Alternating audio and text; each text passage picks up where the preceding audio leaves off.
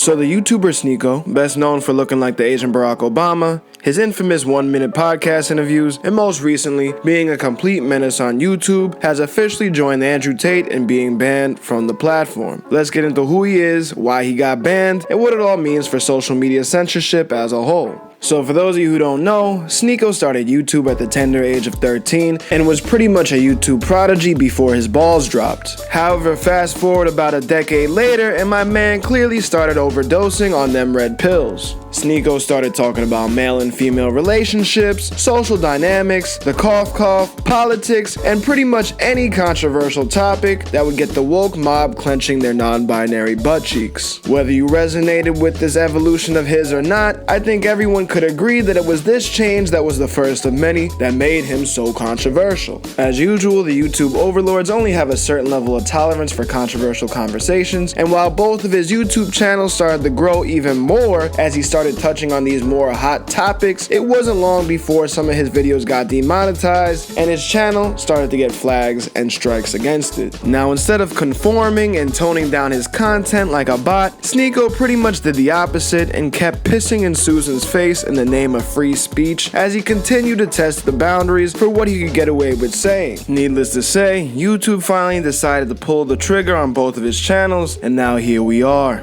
Now real quick, what I appreciated most about Sneako was that he wasn't afraid to talk about shit.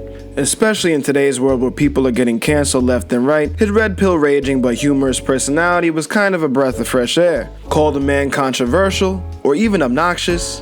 I mean, you can definitely call him obnoxious, but my Malaysian brother was willing to talk to pretty much anyone, wasn't afraid to take L's, and as a result, was dishing out YouTube content faster than an SJW can correct you on your improper pronoun usage. Thanks to the pork fried rice Barack Obama himself, we were getting heated debates and live streams between some big content creators on YouTube. He wasn't always the most knowledgeable person in the room, but he was most definitely the man that got the room talking. Sneako is also a very introspective person capable of asking deep and thought-provoking questions and is extremely intelligent in his own right. I mean, this is no surprise considering the man was responsible for creating 2 highly successful YouTube channels between the ages of 13 and 23. However, now that I'm done giving the man his flowers, I gotta say when it comes to this Sneako situation, some of you may be surprised to hear that I'm a bit less sympathetic to Sneako than I was to Mr. Bugatti. While the idea of censorship makes me cringe, I don't think Sneako was necessarily being silenced for the conspiratorial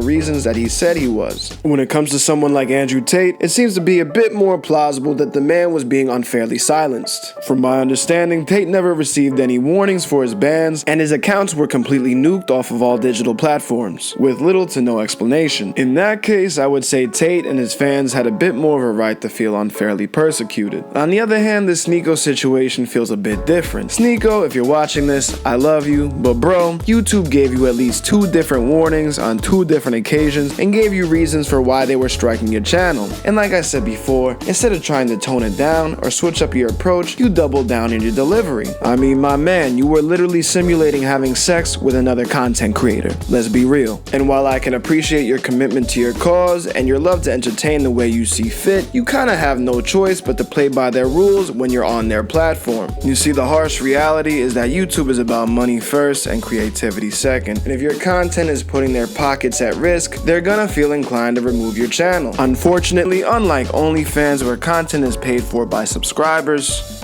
and titties, YouTube makes the majority of its money off of ad revenue. And if businesses aren't vibing with the content that YouTube and its creators are putting out, then those businesses are less likely to use YouTube as a source for advertisement, which means neither YouTube or the creator can get paid. Now, this is not to say that there aren't scenarios when platforms will back their creators despite controversy, but like we've seen with the Joe Rogan Spotify situation or the Netflix and Dave Chappelle situation from a few months back, sometimes platforms are willing to go out on a limb for their creators. However, this is not necessarily because the platform feels like doing what's morally right, but it's because they more so feel like doing what's right for their pockets. If you look back, both Rogan and Chappelle, who have exponentially larger platforms and influences than Sneako, were accused of pretty much the same thing that he was. However, because of their massive fame, high earning potential, and the fact that they weren't just screaming into a mic like someone we know, they and their content was left untouched and uncancelled. So I'd say if the underlying agenda was to silence the truth, they, if anyone, would have been the first to go. However, that wasn't the case, because like I said, the underlying agenda is actually just money. Maybe if Sneako was as valuable to YouTube as Chappelle was to Netflix, and for argument's sake, a bit more tactful in his messaging so that some sort of case could have been made for him, then maybe YouTube would have gave him some sort of leeway. But unfortunately for Sneako and the rest of us YouTubers, unless you're someone like Mr. Beast, you're probably not generating enough income for YouTube to be willing to tolerate any of your bullshit. So while I agree, Sneako's ban sucks, I think it has more to do with dollars than it does with some kind of agenda to silence red pill beliefs. And also, like I said before, I think a lot of why he got banned was because of the way he was saying things. Dude was literally screaming to his mic while he was streaming, and then he even described how another content creator needed to get I mean, my man was clearly wildin', and it's amazing to me that he doesn't see it that way. Sneako was out here damn near popping blood vessels, screaming about controversial issues, groups of people, and other content creators. There's plenty of channels on YouTube that talk about some of the same topics Sneako would speak on. They just did it in a more tactful way. Channels like Joe Rogan, Jordan Peterson, Fresh and Fit, and I've Been Preach, just to name a few, touch on many of these hot button issues and are still going strong. The main difference that I can see between them and Sneako would be in their delivery. Again, I'm not saying YouTube censorship doesn't skew more favorably towards a certain political ideology. It clearly does. But like the guys over at Fresh and Fit who consistently push very controversial red pill beliefs, you gotta be a bit more tactful in the way you use your platform in order to keep yourself afloat. When you're having these controversial conversations, you need to handle them with care instead of just screaming into a mic about different groups of people, especially if you're talking about women or LGBTQ+. Unfortunately, that's just the way it is right now.